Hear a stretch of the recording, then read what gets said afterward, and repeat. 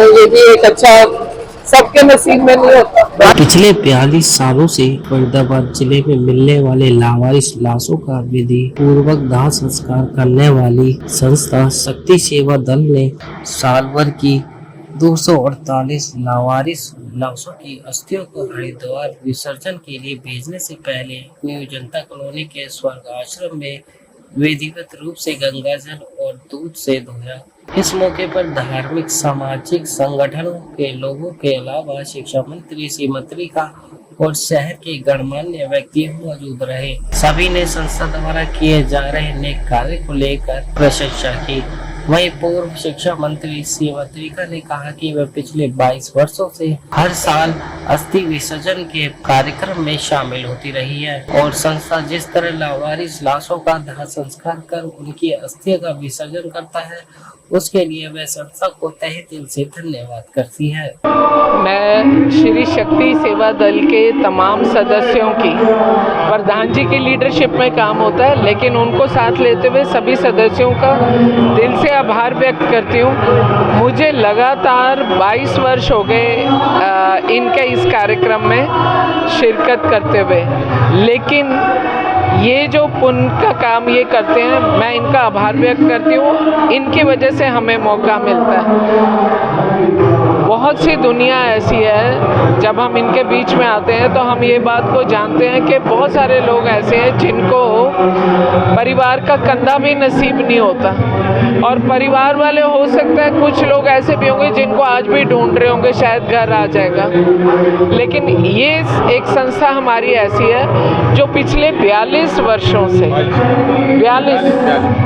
42 सालों से इस सेवा को दे रही है, और पूरे जो हमारे हिंदू धर्म के रीति रिवाज है, जैसे ये संस्कार करते हैं, फिर पूरा साल भर जितनी बॉडीज आती हैं उसके बाद में अप्रैल बैसाखी के आसपास ये सबको जैसे दूध पानी गंगा जल में स्नान करा के अस्थियों को धो के करके फिर इनको अब ये लेकर के जाएंगे हरिद्वार परवाह करने के लिए। तो मैं समझती हूँ असली समाज सेवा जिसे बोलते हैं ना, असली दुआएं, वो शायद यही संस्था हमें रास्ता दिखाती है।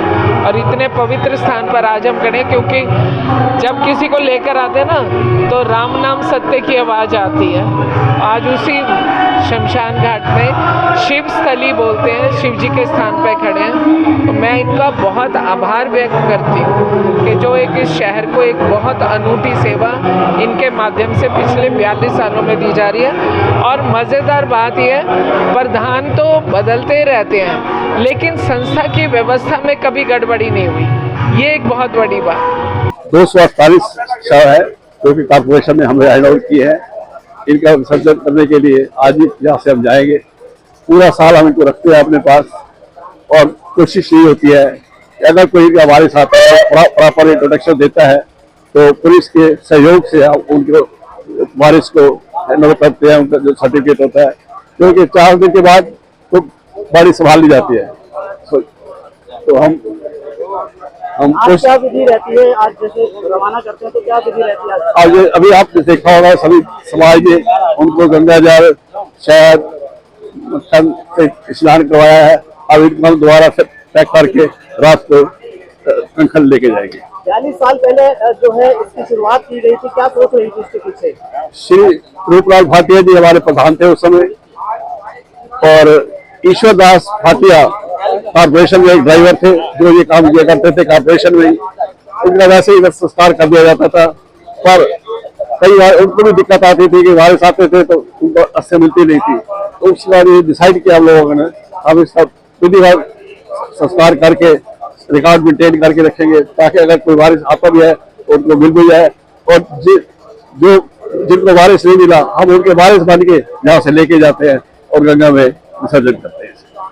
सिर्फ एक ही बात कहना चाहूँगा कि आप देख रहे हैं मेरे बिल्कुल ठीक पीछे जिनके आगे मैं खड़ा हूँ, क्योंकि सिचुएशन यही है, मैं श्री भोले बाबा के आगे खड़ा हूँ और इत्तेफाक से वो मेरे पीछे हैं, मगर वास्तविकता में हमारी ज़िंदगी के सफ़र में वो ही हमें चला रहे हैं। तो उनकी शरण में, उनके चरणों में आप देख रहे हैं बहुत सारी ऐसी अस्थियाँ हैं जिनके बारे में एक शब्द इस्तेमाल किया जाता है, लावारिस। मैं तो यही कहूँगा ये लावारिस अस्थियाँ नहीं हैं, क्योंकि आधार मेरे मेरे भोले बाबा का है। और आज थी इन अस्थियों को, उन मनुष्यजनों को जिनके जाने के बाद बाबा के श्री चरणों के माध्यम से, ये बाबा की जटाओं से निकल रही श्री गंगा जी की धारा में इसी शक्ति सेवा दल के माध्यम से पहुंचेंगी, तो कहीं ना कहीं आधार हो शिव का और आस हो मनुष्य की, तो यही बेड़ा पार करती है।